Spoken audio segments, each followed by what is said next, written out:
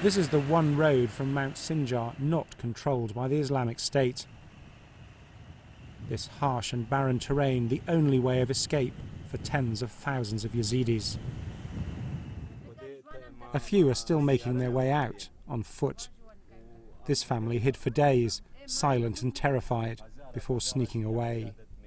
There were bodies in the streets of the town of Sinjar, he says.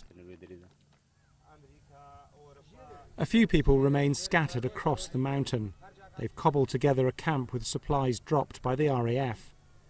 It is brutally hot.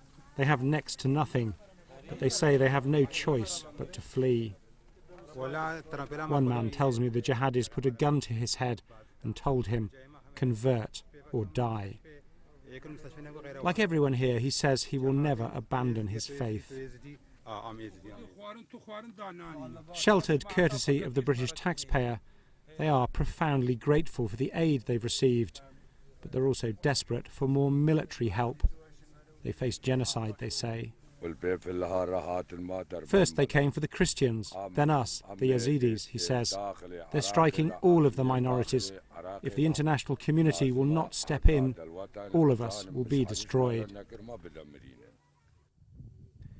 The only soldiers confronting the Islamic State in this part of Iraq are the Kurds. The US and Britain are determined not to send troops.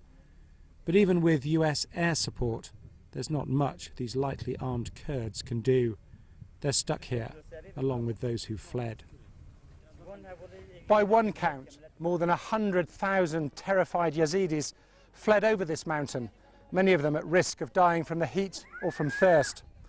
A humanitarian catastrophe has been averted. Most people have moved on. There are just a few stragglers left behind. But the question remains, how are these people and 1 million other displaced Iraqis going to get home when the Islamic State controls so much of the country? The refugee camps overstretched. They squat by the side of the road in despair. The Yazidis don't hold out much hope either of a foreign intervention to defeat the jihadis. After thousands of years in this part of Iraq, these people are afraid they no longer have a place here. Paul Wood, BBC News, Mount Sinjar.